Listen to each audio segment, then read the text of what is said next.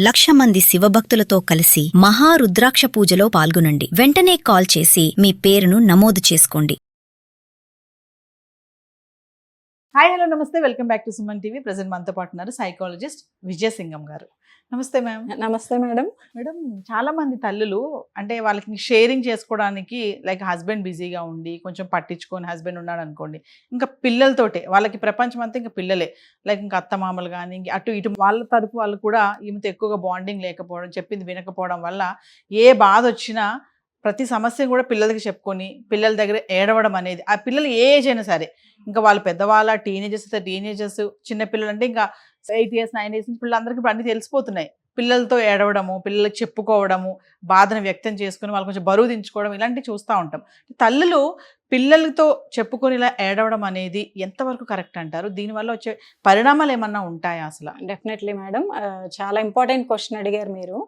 So ఇక్కడ ఎవరితో చెప్పుకోవాలి అనే దాంట్లో వాళ్ళకి అర్థం కాక పిల్లల దగ్గరికి రావడం ఒకటి. ఇంకోటి ఏంటంటే వీళ్ళు చెప్పకపోయినా కూడా ఇక్కడ ఏడవడం అనేది ఒక కామన్ గా మనం చూస్తున్నటువంటి విషయం. భర్తతో గొడవైనో, అత్తగారితోనో, ఆడపడుచుతోనో, లేదా మిగతా విషయాల్లో ఏదో కాన్ఫ్లిక్ట్ వచ్చి ఏడవడం అనేది పిల్లలు చూస్తూ ఉంటారు. అయితే ఒక రీజన్ కి ఏడుపు రావడం అనేది హ్యూమన్స్ గా వస్తూ ఉంటుంది. అంటే ఇప్పుడు తల్లి ఒక కుటుంబంలో ఏమీ జరగకూడదు అంత ఐడియలిస్టిక్ అంటే అది ఐడియలిస్టిక్ కాదు. కొంచెం అప్పుడప్పుడు చిన్న చిన్న గొడవలు ఉంటాయి, ఏడుపులు ఉంటాయి, అలకలు ఉంటాయి, తర్వాత హ్యాపీగా అందరు కలిసి వెళ్ళటం ఉంటుంది. ఇవి వాళ్ళకు కూడా తెలుసు, ఎందుకంటే వాళ్ళను కూడా అప్పుడప్పుడు తిడుతుంటారు, ఏడుస్తుంటాం, మళ్ళీ అలకలు అన్నీ ఉంటాయి కాబట్టి కామన్ గా జరిగేది ఓకే. కానీ వెన్ ఇట్ గెట్స్ రిపీటెడ్, ఒకవేళ అది ఎప్పుడూ కూడా తల్లి ఏడుస్తూనే కనిపిస్తోంది, తండ్రి గనక తన్ని కమాండ్ చేస్తూ, డిమాండ్ చేస్తూ, వార్న్ చేస్తూ కనిపిస్తూ ఉంటే ఇది ఎక్కడికి దారితీస్తుంది అంటే, మీకు నా దగ్గరికి రీసెంట్గా వచ్చిన ఒక కేసు చెప్తా మేడం. సో ఒక అమ్మాయి వాళ్ళ అమ్మ ఇద్దరు వచ్చారు. సో షీఈస్ లైక్ 16 years అనుకోండి. సో తను ఏంటంటే ముందు వచ్చి కూర్చున్నారు. ఏంటి మేడం చెప్పండి అంటే, మీరు చెప్పి నువ్వు చెప్పండి. సరే వాళ్ళ అమ్మని చెప్పమంటే, మా అమ్మాయి చెప్పకుండా వెళ్ళిపోయిందండి, చాలా వేరే దూరం స్టేట్ వెళ్ళిపోయింది అని చెప్పి ఇంకేదో చెప్తూ ఏడ్చింది అనమాట. తర్వాత నువ్వు చెప్పమ్మా అంటే వాళ్ళ అమ్మని బయటకు పంపించేసి మాట్లాడుతోంది.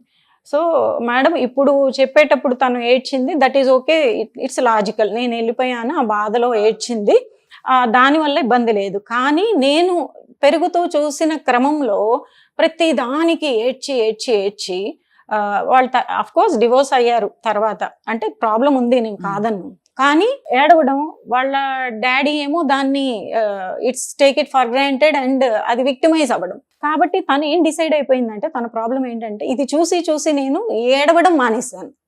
ఏడుపు వల్ల మనిషి విక్టిమైజ్ అయిపోతాడు, ఒక బానిసలా ఇతర వాళ్ళు చూస్తారు, వాళ్ళు ఆడుకుంటారు అనేది అది చాలా బలహీనతగా అనిపించింది తనకి. It's repeated times she experience to see her mother. కాబట్టి ఇప్పుడు నా సమస్య ఏంటంటే, నేను ఏడవాల్సిన దానికి కూడా ఏడవట్లేదు, ఏడుపు రావాలి అంటే she made it as a restriction not to cry. అది సబ్ కాన్షియస్ గా పిల్లలు తీసేసుకుంటారు, దీని వల్ల అవుతుంది, నా లైఫ్ లో అలా జరగకూడదు అని.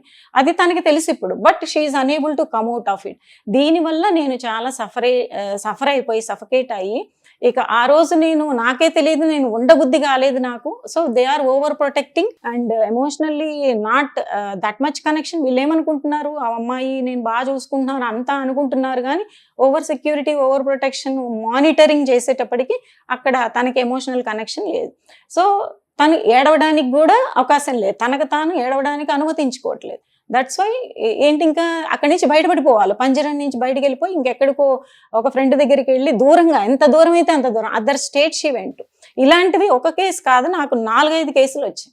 వెళ్ళిపోతున్నారు పిల్లలు అనేటువంటిది వాళ్ళు వచ్చి కంప్లైంట్ చేస్తున్నారు, మేడం అసలు ఏంటి మేడం అన్నీ ఇస్తున్నాం. వాళ్ళు ఏం చెప్తున్నారు, అన్నీ ఇస్తున్నాం మేము, పిన్ పాయింట్, మేము డబ్బులు ఇస్తున్నాము, కాస్ట్లీ బట్టలు ఇస్తున్నాము, కాస్మెటిక్స్ ఇస్తున్నాము, ఇంత ఫీజులు కడుతున్నాము, ప్రతి ఒక్కళ్ళు అదే అంటున్నారు. ఎందుకు వీళ్ళు ఇంత బయటికి వెళ్ళాల్సినంత అవసరం ఎందుకు వచ్చింది? 4 కేసులు వచ్చాయి madam in the span of 2 months లో నాకు.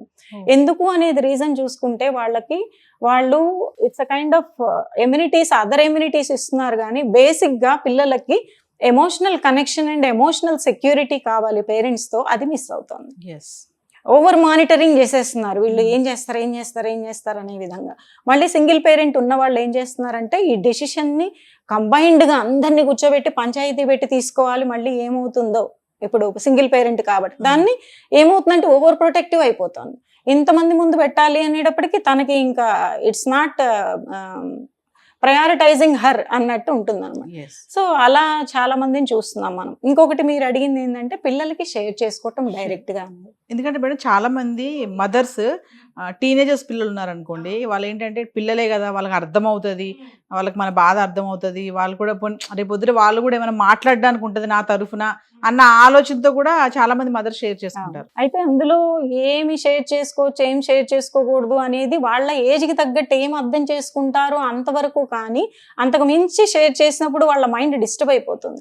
ఇట్స్ అ కైండ్ వాళ్ళు తర్వాత వాళ్ళ మ్యారిటల్ లైఫ్ లోకి వెళ్ళిపోయినప్పుడు అవన్నీ కూడా వాళ్ళ పార్ట్నర్ మీద చూపిస్తారు. ఈ అమ్మ ఇలాగ ఇన్సెక్యూరిటీస్ ఉండి ఇలా బాధపడిపోయింది అనేది మగపిల్లల్లో. ఆ తర్వాత వాళ్ళు వచ్చి 30-35 ఇయర్స్ తర్వాత మేడం మా మదర్ చాలా వల్నరబుల్ స్టేట్ లో మా ఫాదర్ అలా డీల్ చేశారు, నేను చాలా ఇన్సెక్యూర్ గా పెరిగాను, అవన్నీ చూస్తూ తెలుసుకుంటూ ఇప్పుడు నేను బాగుందామన్నా ఏ ఇష్యూస్ లేకపోయినా నా రిలేషన్షిప్ తో నేను గర్ల్ ఫ్రెండ్ తో కానీ of course meant to be married అయినా తనతో నేను పూర్తిగా ట్రస్టెడ్ గా ఉండలేకపోతున్నాను, ఇన్సెక్యూర్ గా ఫీల్ అవుతున్నాను. బట్ ఒకవేళ పిల్లలు ఇంకొంచెం పెద్ద అయ్యారు, 18 ఇయర్స్ అట్లా వచ్చాయి అంటే షీ కెన్ షేర్ టు, అంటే ఎలాంటి గొడవలు వస్తున్నాయి అనేది వాళ్ళు తెలుసుకుంటారు. రేపు పొద్దున పార్ట్నర్ తో ఓహో ఒక అమ్మ ఇంత సఫకేట్ అవుతుంది, ఒక లేడీకి ఇలాంటి మిస్కమ్యూనికేషన్స్ వస్తాయి, ఒక స్త్రీకి ఇలాంటి ప్రయారిటీస్ ఉంటాయి, ఇలాంటి వాళ్ళకి తెలుస్తాయి. చెప్పడంలో తప్పు లేదు. చిన్న పిల్లలకి వాళ్ళ హద్దు దాటి కొన్ని వేరే విషయాలు చెప్పడం వల్ల వాళ్ళ మైండ్ పాడైపోతుంది. ఎందుకంటే they are not in the state to help కాబట్టి ఆ స్టేజ్ లో. తర్వాత అయితే పిల్లలు మాట్లాడతారు కూడా, వాళ్ళు ఎవరిది ఏంటి అనేది చూసేసి డాడీ ఏంటిది ఎందుకు అట్లా చేస్తున్నావు అని మాట్లాడతారు. మదర్ కనుక ఏదైనా లైన్ దాటి అలా అంటున్నా అమ్మ నువ్వు కొంచెం సర్దుకుపోవచ్చు కదా అని మాట్లాడతారు. So that is depends on the age and maturity and the kind of topic, which kind of topic అనేది మనం షేర్ చేయొచ్చు. అంతేగాని వాళ్ళ మీద మనం డిపెండ్ అవ్వడం అనేది జరగకూడదు. అండ్ వల్నరబుల్ గా ఎప్పుడు ఏడిపోయే ఆయుధంగా మనం పిల్లల దగ్గర కనిపిస్తే పాపం వాళ్ళు ఏడవలసిన ఏడుపుని కూడా వాళ్ళు ఆపేసుకొని సప్రెస్డ్ ఎమోషన్స్ ఉండటం వల్ల వాళ్ళు ఏదో ఒక టైంలో బ్లాస్ట్ అవ్వడానికి ఎటు ఒకటి వాళ్ళకే తెలియదు. మేడం నాకే తెలియదు, వెళ్ళిపోవాలనిపించింది, వెళ్ళిపోయాను, బస్ ఎక్కాను, వెళ్ళిపోయాను, అసలు మైండ్ లో కూడా వెళ్ళిపోతున్నాను అనేది లేదంట, ఎక్కాను వెళ్ళిపోయి ఎంత దూరం వెళ్ళాలంటే అంత దూరం వెళ్ళిపోయాను మేడం అని చెప్తున్నారు. So this parents please be alert and be aware. మీరు సెక్యూర్ చేస్తున్నాం అనుకుంటున్నారు కానీ వాళ్ళని ప్రిజన్ లో ఉంచినట్టు చేస్తున్నారు. ఎమోషనల్లీ కనెక్ట్, సెక్యూరిటీ ఇస్తే పిల్లలు ఎక్కడికి పోరండి, చక్కగా ఉంటారు మీతో. అది తెలుసుకోవాలన్న ఉద్దేశం. Thank you madam.